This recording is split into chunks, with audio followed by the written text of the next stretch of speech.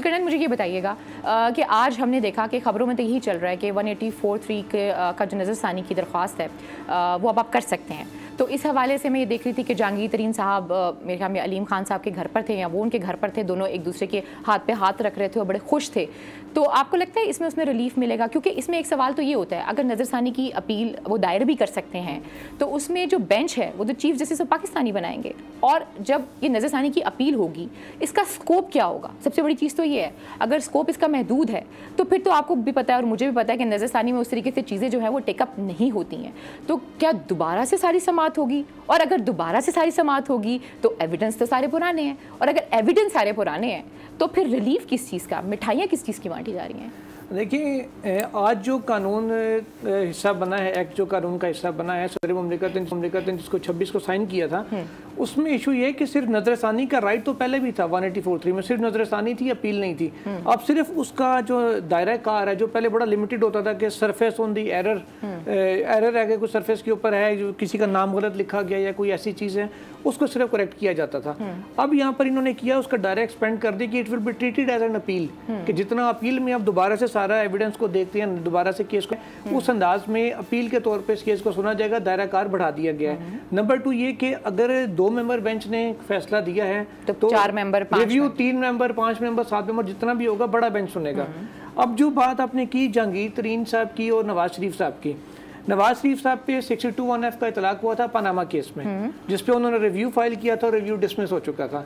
जहांगीर तरीन साहब भी पनामा का ही केस था, हनीफ अब्बासी साहब का इमरान खान और हनीफ अब्बासी के खिलाफ इकट्ठा ही, उसमें जहांगीर तरीन साहब 62(1)(f) का शिकार हुए थे। ऑल दो के चीफ जस्टिस जो हैं इस वक्त उमर अता बंदयाल साहब, वो इन फेवर में नहीं थे इनको डिस्क्वालीफाई किया जाए, उनको राजी किया गया जस्टिस फैसल अरब और साबिक चीफ जस्टिस साकिब निसार साहब की जानिब से कि जजमेंट को यूनानिमस रहने दिया, आप इख्तलाफ ना करें। खैर फिर वो राजी हो गए और जजमेंट वो भी 3-0 से आई, जहांगीर तरीन साहब भी फारिग हो गए। जहांगीर तरीन साहब ने रिव्यू फाइल किया और जहांगीर तरीन साहब का रिव्यू भी डिसमिस हो गया।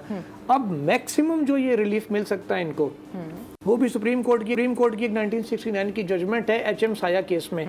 वो ये है कि अगर आप किसी केस में फ्रीक नहीं है और उसके ऑर्डर का असर आपके ऊपर आ रहा है, बुरा असर आपके ऊपर पड़ रहा है, तो फिर आप उसमें रिलीफ ले सकते हैं, रिव्यू फाइल कर सकते हैं।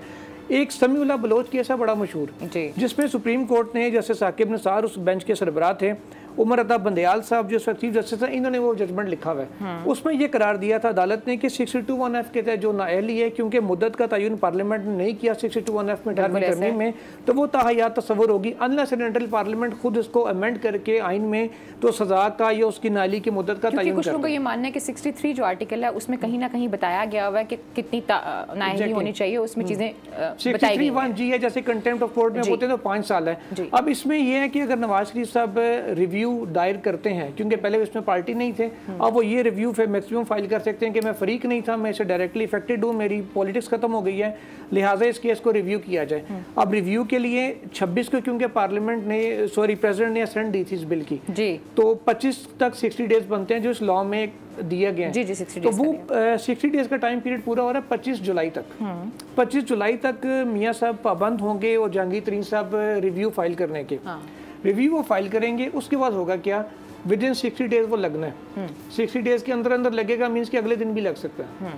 तो अगर ये तो मियां साहब वहाँ या वो अगर यहाँ पर आके अपनी जमानत ले लें या कोर्ट में पेश हो जाए, ये चीज़ें भी हो सकती हैं। देखिए उसमें भी एक ये टेक्निकल पॉइंट है ना कि जो इश्तिहारी है वो कहते हैं अपने तमाम फंडामेंटल राइट्स लूज कर देता है unless he surrenders before the court. अच्छा, तो ये रिव्यू भी एक बेसिक राइट है, ये उनको मिलेगा या नहीं, इसके ऊपर भी बड़ा लीगल क्वेश्चन है। अजहर सदीक साहब जो हसन मुर्तजा साहब भी लीगल हमारी साइड से हैं, वो दोनों इस हवाले से ज़्यादा बेहतर रोशनी डाल सकते हैं। लेकिन अगर फ़र्ज़ करें, हम 1 मिनट के लिए फ़र्ज़ कर लेते हैं कि नवाज शरीफ साहब को ये राइट मिल गया, उन कोर्ट ने ये ऑब्जेक्शन नहीं किया कि वो इश्तिहारी हैं, वो बाहर बैठे हुए हैं, उनका रिव्यू आ जाता है, क्योंकि इसमें इन पर्सन पेश होना जरूरी नहीं है रिव्यू में। अच्छा। लॉयर के थ्रू फाइल होगा, आ जाएगा, क्योंकि बेल में होता है पर्सनली पेश होना।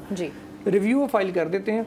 इसमें अगर वो ये उम्मीद लगा के बैठे हुए थे कि सुप्रीम कोर्ट से उनको या बंदयाल साहब नहीं होंगे तो रिलीफ मिल जाएगा, हालांकि बंदयाल साहब कोई बायस दिमाग के साथ नहीं बैठते, जहाँ तक मैं उनको जानता हूँ, बड़े ईमानदार आदमी है। बिल्कुल ऐसे है। वो अब चीज़ ये होगी कि 25 जुलाई तक आएगा। 15 सितंबर चीफ जस्टिस की रिटायरमेंट डेट है। जी ऐसे ही है। और 25 सितंबर 25 जुलाई से, यानी कि आप कहना चाह रहे हैं, जो आपका पॉइंट है, मैं हसन साहब की तरफ लेके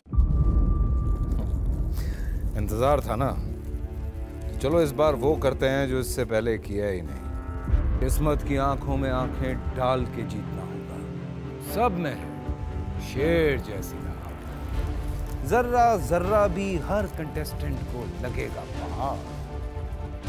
लड़खड़ाना नहीं है, खोल दो अपने पंख अगर आसमान छूना।